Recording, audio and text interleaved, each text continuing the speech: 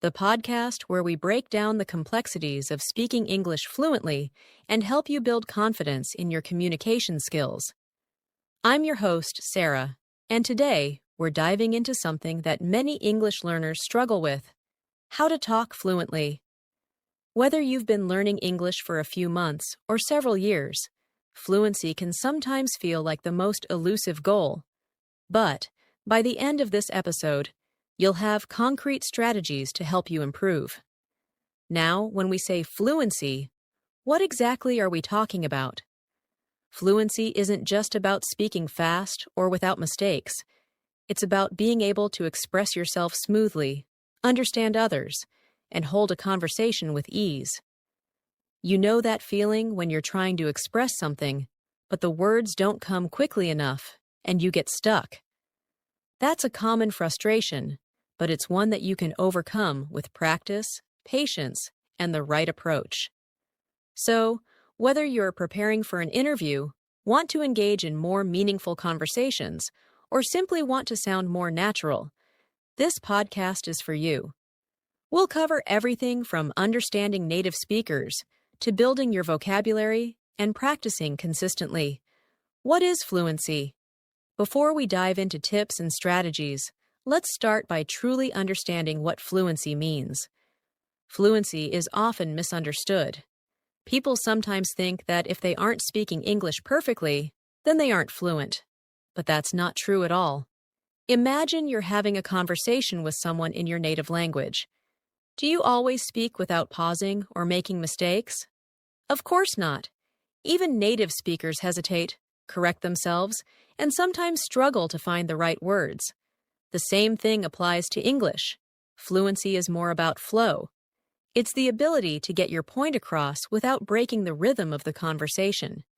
It's okay to pause and think. It's natural. What you want to avoid is getting stuck in a way that disrupts communication. Think of it like driving a car. You may not always drive perfectly, but as long as you can move forward and stay on the road, you're getting to your destination. For example, let's take a common situation. You're at a coffee shop, and you want to order a drink. You know the vocabulary for what you want, but the person behind the counter speaks quickly. You freeze.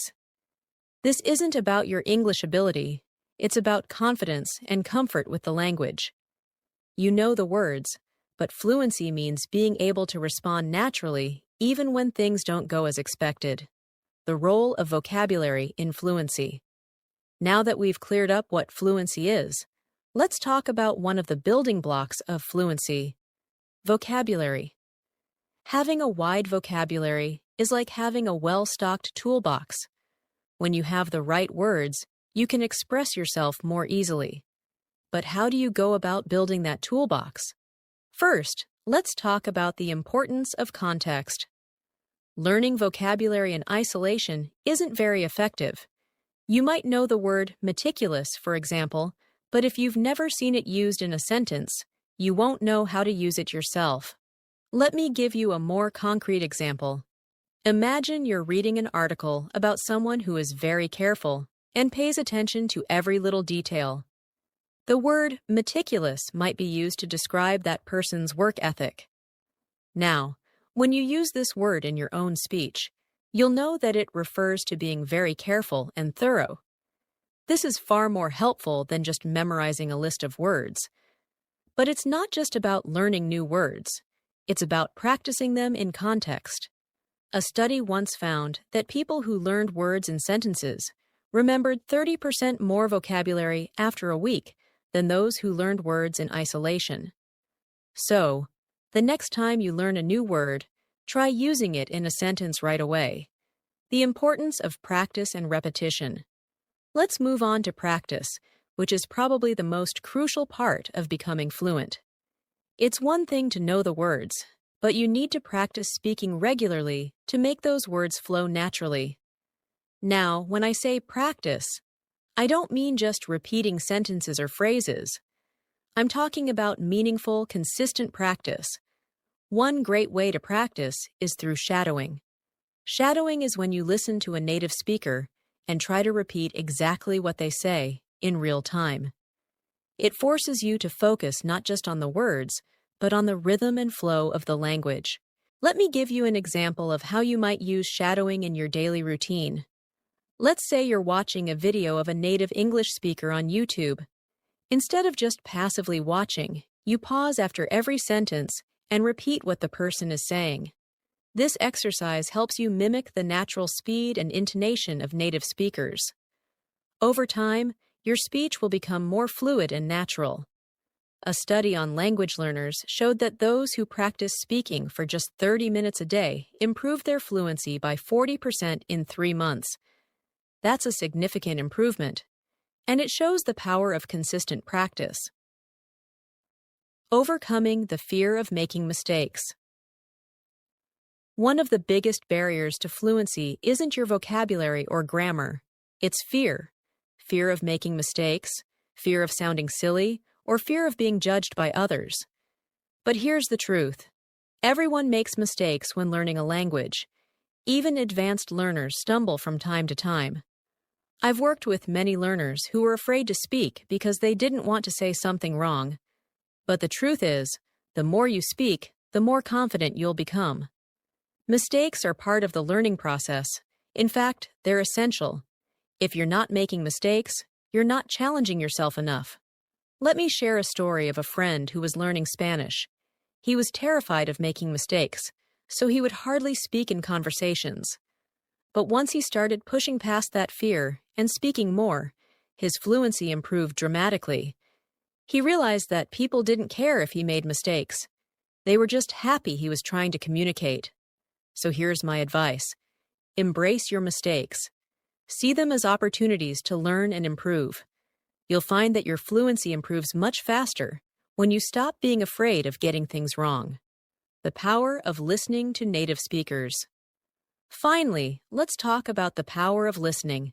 If you want to speak fluently, you have to listen fluently. This means exposing yourself to native speakers as much as possible.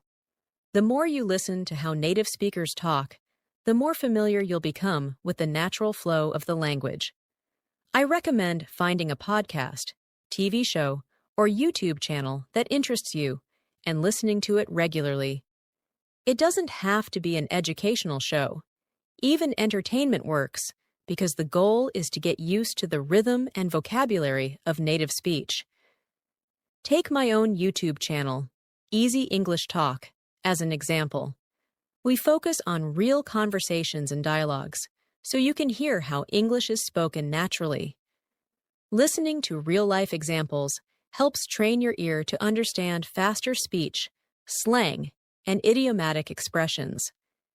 This is crucial for fluency because it helps you anticipate what comes next in a conversation.